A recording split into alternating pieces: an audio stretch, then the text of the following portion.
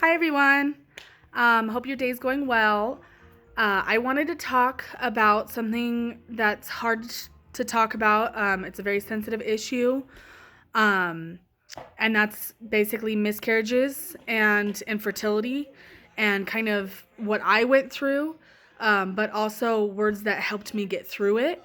So I wanted to talk about that before I got to the birthing story on the twins, just because I feel like for me that was the chronological order that it went through. So I had Toro, and then about 4 months after I had Toro, I got pregnant, and we knew, and we were really excited about it. And then very shortly into the pregnancy, I miscarried, and it was devastating, as you can imagine. All the thoughts of that we all think go into your mind. That's what happened to me. I started blaming myself and thinking, did I do something wrong? Is this some sort of punishment because of mistakes I made in the past, or just dumb things that I knew weren't true even as I was thinking them. But I feel like that's the number one thing that I want anybody to know who's going through or has gone through anything like that. It's not your fault. Things happen, they're horrible, and you need to grieve, but at the same time, you're strong. You're a strong person, and this is nobody's fault. I think that even God would cry over that. Like that's not something that's supposed to happen. But it does. It's a very common situation. The more I didn't know much about it until I had my first one. Um, and I suddenly started hearing all these stories from totally different women, different places, and it was like, okay, it's not just me. Like this happens a lot. Like it's very common, and it gave me somewhat comfort. Not that it makes it any easier, but I felt like, okay, again, it's not just me. I am still normal, you know.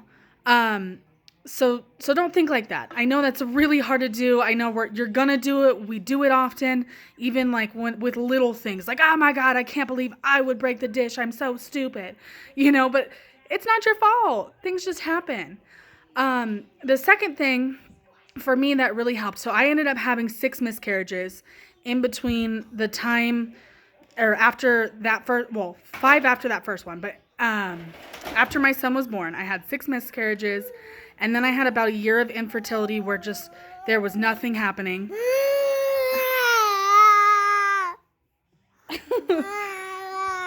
That's Jen. Anyway, and yeah, that was hard as well. I'm sorry, I kind of lost track where I was with that, but infertility was almost just as hard, just because I wanted another baby so bad. Like I almost became obsessed with it because I knew I wanted kids, like right in a row, because that's how me and my siblings are, and we're super close to this day. So I really wanted that for my kids, and I had already had Toro, and it was like, okay, the clock's ticking. I have to do this. And so after the 6 miscarriages, it was each one was just as hard. Well, that's not true. Honestly, I would say the hardest one was the first one, and the only reason I say that was because that was the one where I didn't expect to lose anything, and I knew ahead of time. There's Vincent. I knew ahead of time. I was prepared for it. I was excited for it. I made an announcement on Facebook and told the whole world that I was pregnant. And then a few weeks later, that happened. And I had to tell everybody that, well, I'm no longer. So that one was the hardest. That happened one other time where I knew ahead of time. But by that point, I had already had so many that I just didn't really expect anything to stick.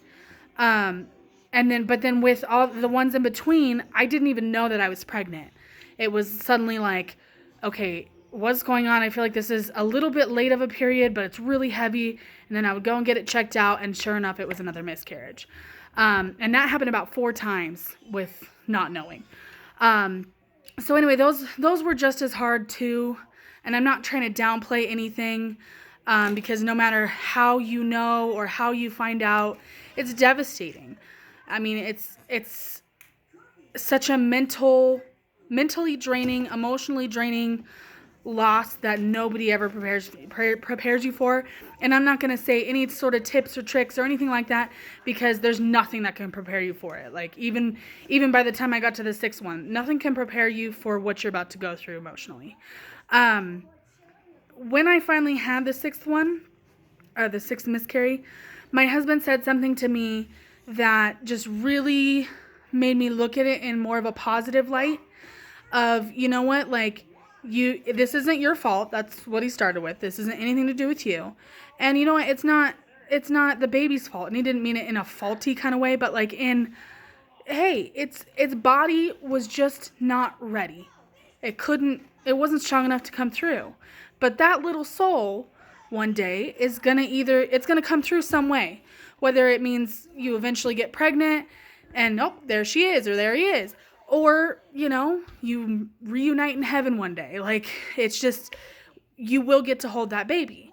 And I remember thinking like, wow, that's a really positive way of looking at it. Instead of like, 6 babies in heaven, he was thinking of it as, hey, look, there's one soul that really wants to join us and really loves our family and really wants to be here with us. But its body or your body or whatever is just not strong enough to get it here yet. But it will. And then it just went silent for about an entire year there. Nothing happened. And that was just as difficult because at one point I even had a friend ask me, and she had, I can't remember if it was miscarriages or a stillbirth, but she had something traumatic like that happen to her. And for her, she was just done after that. She had to just stop. And for me, it was the opposite. I was just like, every single month, like, no, this has to happen. Became completely unhealthily obsessed with it. And she asked me, like, that doesn't bother you? Like, don't you want to just kind of not try anymore? And I was like, no, like, I want to keep trying. I want so badly. I want this to happen. So I'm going to keep trying. And every time I'm going to cry when either it doesn't happen or I miscarry, So it was kind of I don't even know how to describe it. It was just every single month when I would start getting period cramps or when I'd actually have my period, every month it was like I lost something all over again just because it didn't happen. And I feel like that's something that a lot of women don't talk about, because, there's a lot of women out there that have never gotten pregnant, and there's a lot of women out there that have never had any sort of scare or anything like that. And I feel like they never quite talk about how the silence of not getting pregnant, that little butterfly that never actually comes out of the cocoon at all, is hurtful, and it's just sad. Anyway, so then I got pregnant with the twins after all that. And my husband turned to me and he said, "See, I told you." His soul was just kept trying to come through, but he didn't want to come through without his other brother. So I just felt like, I'm sorry, I'm getting all emotional, but I just felt like you just never know what can happen. You can be sitting there crying over your toilet, feeling like this is all your fault. And then a year from now, you might get pregnant with twins. So you just never know. So anyway, guys, next one, it will be a lot more upbeat, and we'll talk about their birth story. All right, have a good one.